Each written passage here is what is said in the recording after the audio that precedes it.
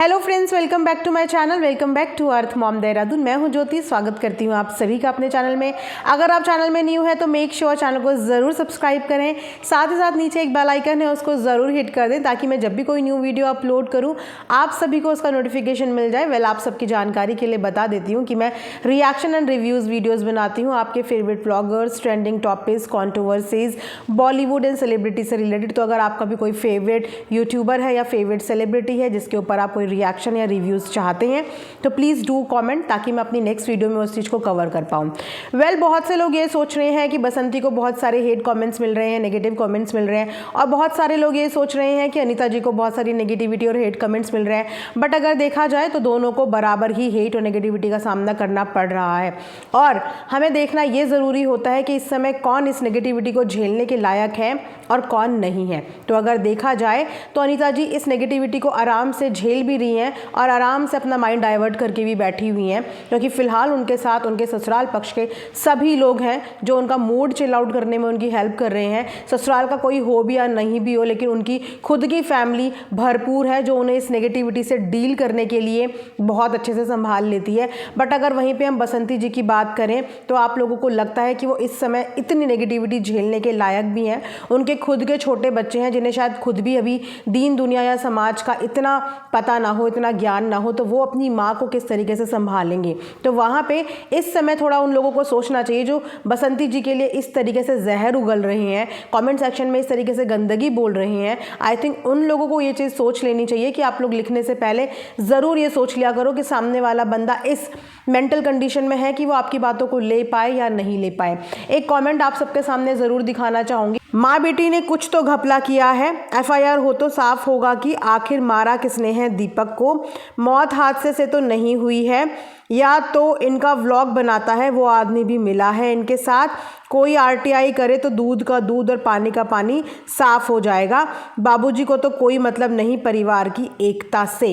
इतना बड़ा स्टेटमेंट और इतने कॉन्फिडेंस के साथ जो कमेंट सेक्शन में आप लोग लिख के चले जाते हैं या जो इन्होंने लिखा है। एंड आपको मैं एक चीज़ और बताती हूँ कि जितने भी मैक्सिमम नेगेटिव कमेंट्स होते हैं ना, बड़ी हैरानी की बात है कि ये कमेंट करने वाली लेडीज़ ही होती हैं, महिलाएं ही होती हैं। तो आज की डेट में एक महिला की दुश्मन दूसरी महिला ही है, क्योंकि जेंट्स को इतना ज़्यादा लेना देना नहीं होता कि दिन दुनिया में क्या इतना चल रहा है, लेकिन औरत जिस कदर एक औरत के पीछे पड़ जाती है ना, वो यहाँ पे एक लाइव एग्जाम्पल है कि इन मैडम का कहना है कि एफआईआर होनी चाहिए ताकि दूध का दूध पानी का पानी हो जाए। तो अगर आप इतना ही कंसर्न है और आप इतना ही इंसाफ चाहती हैं तो आप अपनी तरफ से इनिशिएटिव क्यों नहीं ले लेती। कमेंट सेक्शन में कमेंट करके दूसरे लोगों को बहका देना या दूसरे लोगों को मैनिपुलेट कर देना, किसी के अगेंस्ट कर देने से बेटर है ना कि अगर आप वाकई में इतना इंसाफ चाहती हैं और आप वाकई में चाहती हैं कि दूध का दूध पानी का पानी हो जाए, क्योंकि आपके अकॉर्डिंग उनके फादर को तो कोई लेना देना नहीं है कि उनका बेटा कैसे भी मरा हो, राइट। उनकी फैमिली को कोई लेना देना नहीं है, उनके रिश्तेदारों को कोई लेना देना नहीं है, गांव के लोगों को कोई लेना देना नहीं है। लेकिन कमेंट सेक्शन में आपको अगर इतना लेना देना है और आपको इतना ही किसी के लिए इंसाफ चाहिए तो ये तो एक बहुत अच्छा कर्मा है। आप प्लीज़ इस चीज़ की इंसाफ की लड़ाई में पार्टिसिपेट कीजिए। जो दूसरे लोग नहीं कर पा रहे हैं वो आप कीजिए, और हम भी देखना चाहेंगे कि कौन सा दूध का दूध और कौन सा पानी का पानी आप निकाल के ले आते हो। लेकिन कृपया करके कमेंट करके बाकी की जनता को गुमराह करने की कोशिश ना कीजिए अनटिल अनलेस आपके पास किसी चीज़ का पुख्ता प्रूफ ना हो। घर वाले मुझे लगता है सफिशेंट हैं इस मामले में आवाज़ उठाने के लिए, गांव वाले सफिशेंट हैं इस मामले में आवाज़ उठाने के लिए। क्या किसी ने भी आके इस बारे में कोई बात की है? क्या अभी तक किसी ने भी आके इस बारे में कोई सवाल जवाब किया है? गांव और कस्बों में ना एक चीज़ बहुत अच्छी होती है कि वहाँ पे यूनिटी बहुत ज़्यादा होती है। वहाँ पे आप कोई भी चीज़ छुपा नहीं सकते किसी से। गांव और देहातों से पता चलता है कि वाकई में दीवारों के भी कान होते हैं। 1% मेट्रो सिटी में लोग अपनी अपनी लाइफ में बिजी होते हैं, लेकिन गांव में दूसरे घर में क्या हो रहा है ये सबको कानों कान खबरें होती हैं। और आपको लगता है कि वहाँ पे किसी की मौत को इस तरीके से ट्रेजिक बता देना, किसी की मौत ऐसे हो जाना और गाँव वालों को भनक भी ना लगे और इस बारे में बातें भी ना हो और किसी को पता भी ना चले, तो कुछ भी लिखने से पहले एक बार सोच लिया करो कि लिख क्या रहे हैं। उसके अलावा एक मैटर और मैं देख रही थी कमेंट सेक्शन में, एक अलग ही लेवल का युद्ध छिड़ा हुआ है। वो युद्ध छिड़ रहा है मिक्सर ग्राइंडर के ऊपर, जहाँ पे कुछ कमेंट्स ऐसे आए हैं कि मिक्सर ग्राइंडर तो दीपक जी ने बेच दिया था, उसके बाद मिक्सर ग्राइंडर घर में आया कैसे। युद्ध छिड़ा हुआ है कमेंट सेक्शन में, जहाँ पे लोग आपस में लड़ रहे हैं और एक दूसरे को सफाइयाँ दे रहे हैं। एविडेंस दिखा रहे हैं, प्रूफ्स दिखा रहे हैं। वो कमेंट कुछ ऐसा है कि जो मिक्सर ग्राइंडर का नाम लगाया था, जिसे दीपक बेच दिया था, वे कहाँ से आ गया। दादा को बुलाने के लिए कहा तो कहा गया धीरे से कि कहाँ मर गया। बहुत अच्छी शिक्षा दी है। पहले तो जिन्होंने कमेंट किया है इन्होंने ढंग से सुना नहीं कि उन्होंने अपनी भाषा में ये बोला था कि दादाजी कहाँ हैं, ये नहीं कहा था कि कहाँ मर गए हैं। ये लोग आधी अधूरी बात सुनते हैं और फटाक से कमेंट सेक्शन में लिखने के लिए आ जाते हैं, मतलब कुछ भी लिख दो उठा के। ढंग से एक बार देखो भी नहीं और सुनो भी नहीं, जानने की कोशिश भी मत करो कि जो स्टेटमेंट बोली गई है उस स्टेटमेंट का मतलब क्या होता है। अपनी भाषा में बोला था, यानी कि जो बिहार और भोजपुर की भाषा है वहाँ उस भाषा में बोला था, तो शायद इन मैडम को हो सकता है समझने में दिक्कत हुई हो, लेकिन जब समझ में नहीं आया तो इतने कॉन्फिडेंस से कॉमेंट नहीं करना चाहिए। उसके अलावा मिक्सर ग्राइंडर के ऊपर तो एक अलग ही लेवल का युद्ध छिड़ा हुआ है।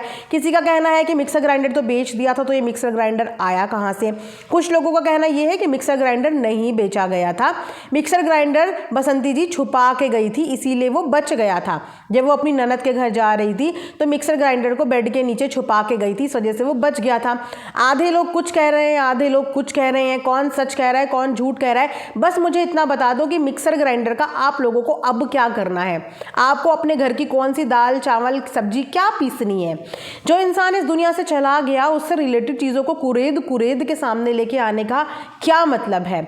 और आप लोगों की जानकारी के लिए बता देती हूँ कि जितने भी दीपक जी से रिलेटेड पास्ट की वीडियोस थी जहाँ पे कुछ ऐसी चीज़ें दीपक जी करते हुए दिख रहे थे जिन चीज़ों के बारे में उस समय अपनी आप बीती बसंती जी बताती थी व्लॉगिंग के द्वारा, वो सारी वीडियोज़ रिमूव हो चुकी हैं, यानी कि वो सारी वीडियोज़ वहाँ से प्राइवेट हो चुकी हैं। तो अब आपको वो पुरानी वीडियोज़ देखने को नहीं मिलेंगी। एंड मुझे लगता है कि ये इतनी छोटी छोटी चीज़ों का मुद्दा बना के जो कमेंट सेक्शन में लड़ लिया जाता है ना यार, जो इंसान दुनिया से चला गया उससे रिलेटेड बातें करना अब छोड़ दो कि उसने पास्ट में क्या किया था, वीडियोस में आपको क्या दिखा था। वीडियो डिलीट करने का मतलब ही यही था कि अब उनके बारे में वो लोग कुछ भी गलत सलत नेगेटिव बात नहीं करना चाहते। तो इस चीज़ को आप लोग भी समझो। इतनी बातों को पकड़ के आ जाते हैं और पूरा का पूरा मुद्दा बना के वहाँ पे लड़ाई झगड़ा करना शुरू कर देते हैं। इंसान जो दुनिया से चला गया उसको ड्रैग कर लेंगे, उसके बारे में बोल लेंगे, बीवी के बारे में, बच्चों के बारे में, मतलब किसी को भी नहीं छोड़ेंगे। उसी के साथ साथ कल एक और चीज़ हुआ जहाँ पे आपको दिखा होगा कि जो लाला जी की फैमिली है वो पूरी की पूरी फैमिली बाहर गई।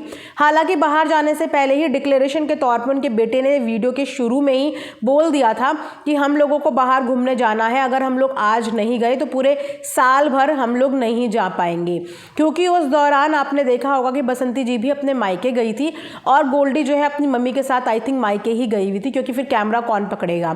तो इसीलिए घर के बाकी सदस्य इंक्लूडिंग दादाजी लाला जी की फैमिली के साथ गए थे बाहर, जहाँ पे वो अपने ससुराल गए हुए थे। यानी कि लाला जी के जो पापा हैं, दादाजी जो हैं, वो अपने ससुराल साइड गए हुए थे पूरी फैमिली के साथ। देखिए जो रिचुअल्स होते हैं, जो रीति रिवाज होते हैं, उन्हें निभाना भी ज़रूरी होता है। और वहाँ पे उन्होंने शॉपिंग भी करी, कुछ साड़ियाँ भी खरीदी।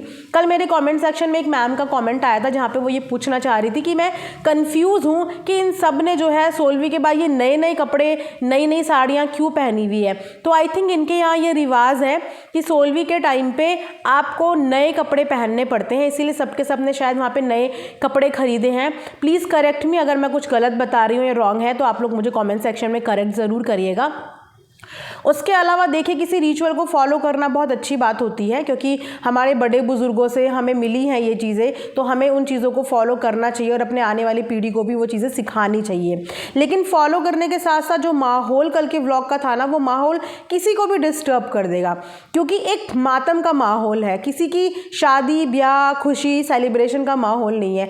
ठीक है, हम ये भी समझते हैं कि आप माहौल को ईजी करना चाह रहे होंगे, नॉर्मल करना चाह रहे होंगे, तो माहौल को नॉर्मल करने के लिए थोड़ी बहुत हल्की हंसी मजाक काफ़ी होती है। लेकिन जिस कदर कर व्लॉग में शुरू से लेकर एंड तक हंसी ठिठोली, इतना ज़्यादा लाफ्टर, इतनी ज़्यादा मजाक, किसी की शादी की बातें हो रही हैं, बहुओं की बातें हो रही हैं, गर्लफ्रेंड की बातें हो रही हैं, तो वो थोड़ा सा ऑकवर्ड लग गया। जैसे कि मैंने आपको बोला कि कंटेंट का ही काम होता है यूट्यूब पे, आप जिस तरीके का कंटेंट दिखाओगे उसी के हिसाब से आपको कमेंट्स भी आएंगे और सामने वाले का रिएक्शन भी आपके प्रति आएगा। तो उसके हिसाब से ना बहुत डिस्टर्बिंग व्लॉग था। मे बी इनके लिए वो बहुत हैपनिंग था कि हाँ हैप्पीली पूरी फैमिली एक साथ है, लेकिन एक हैप्पी फैमिली तभी अच्छी लगती है और एक हैप्पी मूवमेंट तभी अच्छा लगता है जब घर में कुछ खुशी की बात हो। घर में गम की बात है, उसके बाद आप एक रिवाज निभाने के लिए, एक रीति रिवाज निभाने के लिए जा रहे हो, लेकिन वहाँ पे आप लोग बहुत हंस रहे हो, बहुत मजाक कर रहे हो, मतलब ऐसा कुछ किसी के भी चेहरे से फील नहीं हुआ कि किसी ने भी वहाँ पे गम में एक बार भी दीपक जी को याद किया हो, एक बार भी उनका जिक्र किया हो, एक बार भी किसी के चेहरे पे सैडनेस हो। सब लोग इतने खुश थे, सबके चेहरों पे इतनी मुस्कान थी जो देखने में ना बड़ी ऑकवर्ड लग रही थी। वहीं पे अगर दादाजी के चेहरे की बात करें तो दादाजी भी मुस्कुरा रहे थे, लेकिन वो हंस नहीं रहे थे, वो सिर्फ मुस्कुरा रहे थे। लेकिन बाकी के सब लोग एंजॉय कर रहे थे, फुल मज़े कर रहे थे, जो कि इस टाइम पे अच्छी चीज़ें नहीं लग रही थी।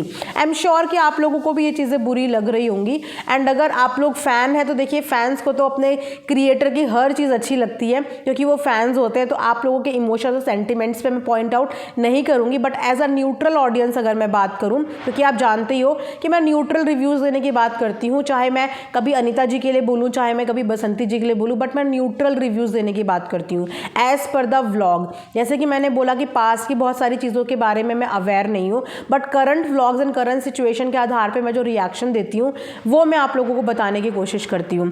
एक बात तो देखो, इन सब चीज़ों से हमें क्लियर हो गई कि जो इंसान इस दुनिया से चला जाता है ना, उसके जाने का गम दूसरों को कभी भी नहीं होता। उसके जाने का सबसे ज़्यादा दुख उसके खुद के अपने को ही होता है, और उनकी खुद की बीवी को ही ये गम हो रहा होगा, ये दुख हो रहा होगा, क्योंकि बाकी सब लोगों ने बहुत ही जल्दी मूव ऑन कर लिया है।